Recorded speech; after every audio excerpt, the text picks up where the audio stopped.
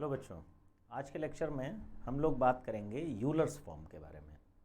Complex number को represent करने की जो फॉर्म्स हम पहले पढ़ चुके हैं, general form, Cartesian form, polar form, उनके मुकाबले यूलर फॉर्म इस मामले में भी थोड़ी डिफरेंट है, क्योंकि यूलर फॉर्म का एक्चुअली डेरिवेशन हमारे कोर्स में नहीं है। हमारे कोर्स में एक्चुअली यूलर फॉर्म के कुछ ऐसे एप्लीकेशंस हैं जिन पे जेईई में क्वेश्चन पूछे जाते हैं। सिर्फ इस वजह से हम यूलर फॉर्म के एप्लीकेशन पे बात करेंगे। तो क्या होती है यूलर फॉर्म, जरा देखते हैं।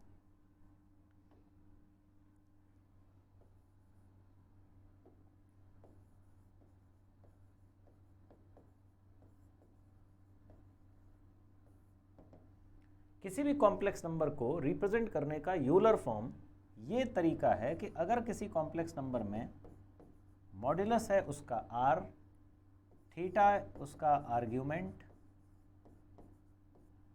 तो अब हम उस नंबर z को रिप्रेजेंट कर सकते हैं r into e to the power i theta,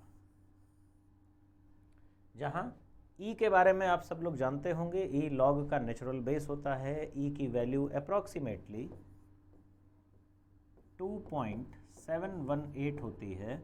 e एक इरेशनल नंबर है।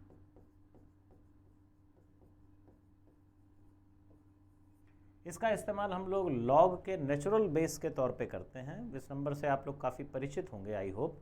तो ये वही e की पावर में आई थीटा, और जो मॉड्यूलस है वो बाहर लिखा जाएगा। किसी भी कॉम्प्लेक्स नंबर को अगर हम ऐसे रिप्रेजेंट करते हैं तो ये कहलाता है कॉम्प्लेक्स नंबर को रिप्रेजेंट करने का यूलर्स फॉर्म। अब यूलर फॉर्म का हमारे लिए इस्तेमाल कैसे होता है? कुछ सर्टेन ऐसे क्वेश्चंस होते हैं जिनको यूलर फॉर्म की मदद से अगर किया जाए तो वो बहुत आसानी से सॉल्व हो जाते हैं। जैसे कि अब मान लेते हैं मेरे पास एक नंबर है, केस नंबर 1 बनाते हैं कि जैसे एक नंबर है जिसे लिखा गया है log r cos theta plus iota sine theta. अगर इसमें log ना होता और मुझसे कहा जाता इसका रियल पार्ट क्या है, r cos थीटा, अगर इसमें log ना होता तो इसका इमेजिनरी पार्ट होता r sin थीटा, पर log के लगने की वजह से अब इसका रियल पार्ट मैं r cos theta, imaginary part r sin theta नहीं कह सकता। कैसे हैंडल करें ऐसे क्वेश्चंस को जिसमें कोई कॉम्प्लेक्स नंबर log के अंदर हो?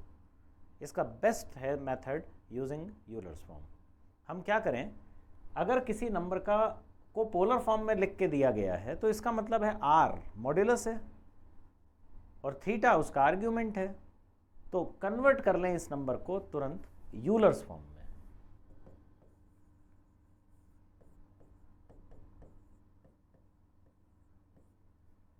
ये नंबर हमने यूलर फॉर्म में लिखा। अब इस पे फॉर्मूला लग जाएगा log a इंटू बी का, जो इसे बना देगा log a plus log b। हमें मालूम है log में ये जो पावर है ये बाहर आ जाएगी और कुछ ये वैल्यू ऐसी बन जाएगी log r plus iota theta log e। ये जो e पे लगी हुई पावर थी वो एक्चुअली बाहर आ गई है। e पे पावर आई थीटा थी, वो log के बाहर आ गई, और अब ये result log r plus iota theta हो गया, क्योंकि हम सब जानते हैं log e की वैल्यू 1 हो गई। इसमें अब ध्यान से आप देखें तो आप ये पाएंगे कि ये number x plus iota y के फॉर्म में है, जहाँ x की जगह यानी रियल पार्ट की जगह लिखा है log r और इमेजिनरी पार्ट की जगह लिखा है थीटा। तो ये किसी कॉम्प्लेक्स नंबर को जिसके बाहर log हो उसे जनरल फॉर्म में कन्वर्ट करने का तरीका है, जिसमें हम मदद लेते हैं यूलर्स फॉर्म की। इसी तरह से और जरा केसेस देखें।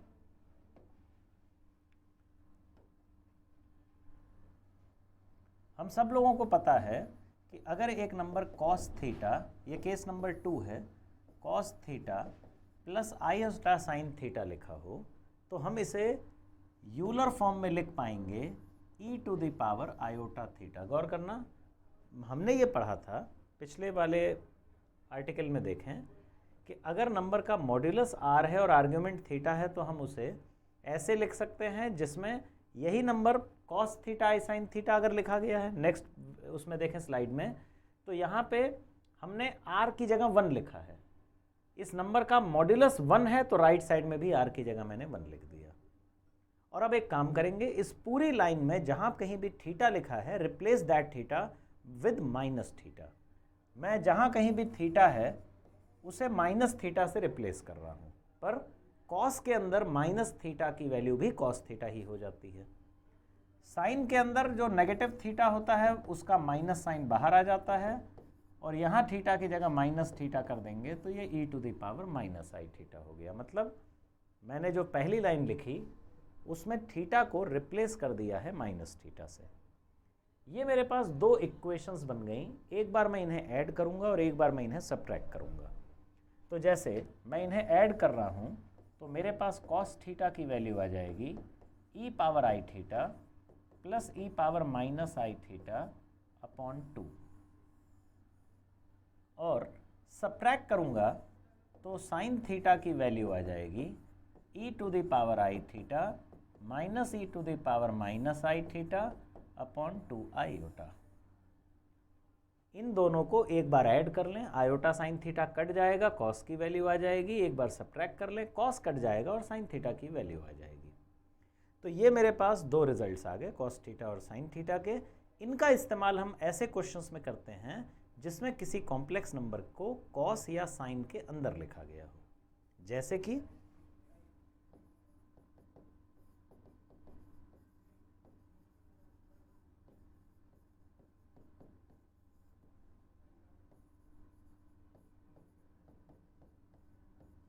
अब जैसे ये क्वेश्चन है, मुझसे कहा गया cos 2 प्लस आयोटा, इस नंबर का रियल पार्ट बताओ। अब खुद जरा सोचें, अगर cos ना होता तो रियल पार्ट 2 था, पर अब cos लगा है तो आप cos 2 को रियल पार्ट नहीं बता सकते। आप इसमें यह भी नहीं कर सकते कि हम इसे cos a प्लस बी से ओपन करके cos a cos b minus sine a sine b लिख दें और उससे रियल पार्ट निकले, क्योंकि आयोटा cos के अंदर फंसा रहेगा। हम किसी नंबर को जब तक x प्लस आयोटा y के फॉर्म में ना लिख पाएं तब तक हम उसका रियल पार्ट x और इमेजिनरी पार्ट y पता नहीं कर सकते। उसके लिए आयोटा को cos या साइन से फ्री होना पड़ेगा, और वो काम अब कैसे हो सकता है? Using Euler's form. पर यूलर फॉर्म के लिए हमें इस कॉम्प्लेक्स नंबर 2 प्लस आयोटा का मॉड्यूलस और आर्ग्यूमेंट पता होना चाहिए। गौर करें, 2 प्लस आयोटा फर्स्ट क्वाड्रेंट का एक नंबर है। अगर मैं सिर्फ 2 प्लस आयोटा का मॉड्यूलस निकालूं तो वो शायद √5 आ जाएगा, और अगर आर्ग्यूमेंट निकालूं तो tan इनवर्स 1/2 आ जाएगा। हालांकि ये बहुत सिंपल है कैलकुलेशन, हम यहाँ से समझ सकते हैं। 2 प्लस आयोटा को हम 2,1 लिख के इसे यहाँ से ज्वाइन कर दें। इस लाइन की अगर मैं लेंथ निकाल लूँ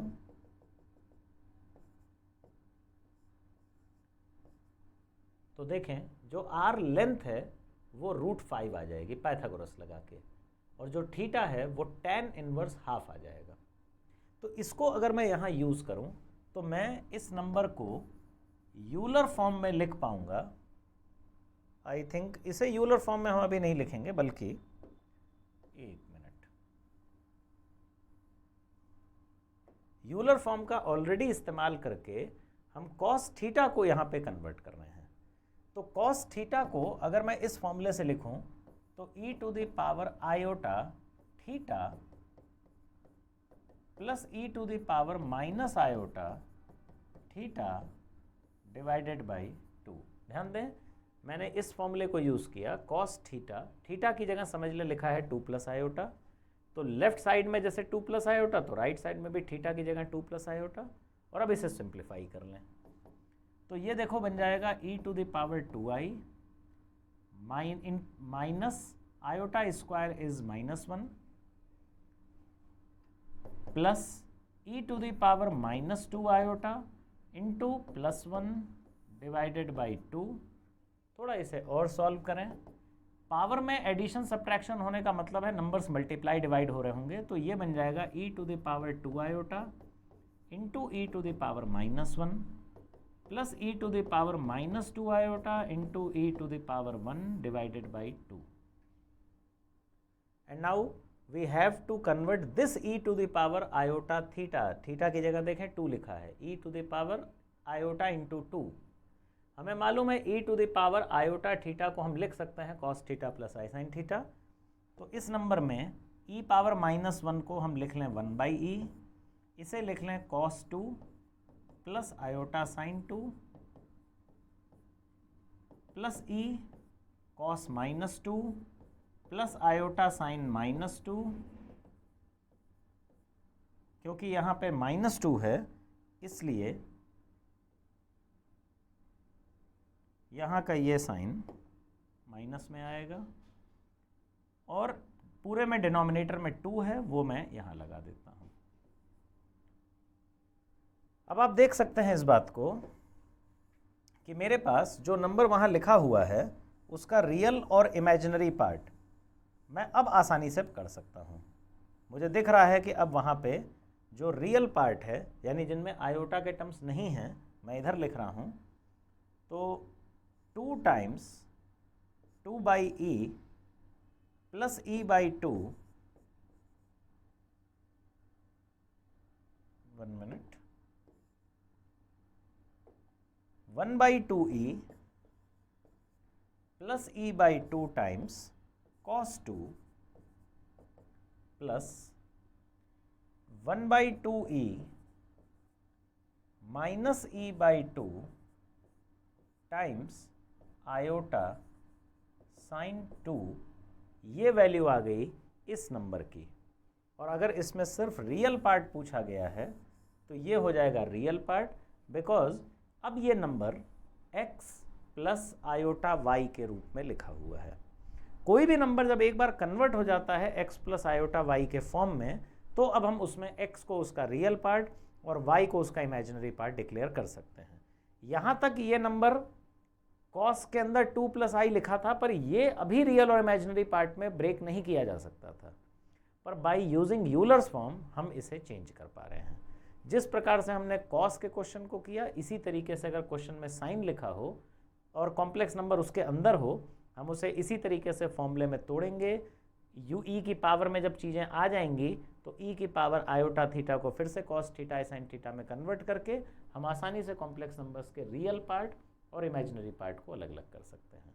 तो यूलर फॉर्म इन मामलों में हमारी बड़ी मदद करता है कि अगर कोई कॉम्प्लेक्स नंबर लॉग के अंदर लिखा है, साइन के अंदर लिखा है, कॉस के अंदर लिखा है, हम आसानी से उसको सॉल्व कर सकते हैं। अपने अगले लेक्चर में हम डिस्कस करेंगे रूट्स ऑफ यूनिटी के विषय में। यूनिटी का मतलब 1 होता है। नेक्स्ट लेक्चर में देखेंगे कि हम किस प्रकार से कॉम्प्लेक्स नंबर्स के थ्योरी को यूज़ करके 1 के square root, cube root, fourth root और nth रूट तक की वैल्यूज़ निकाल सकते हैं। Thank you.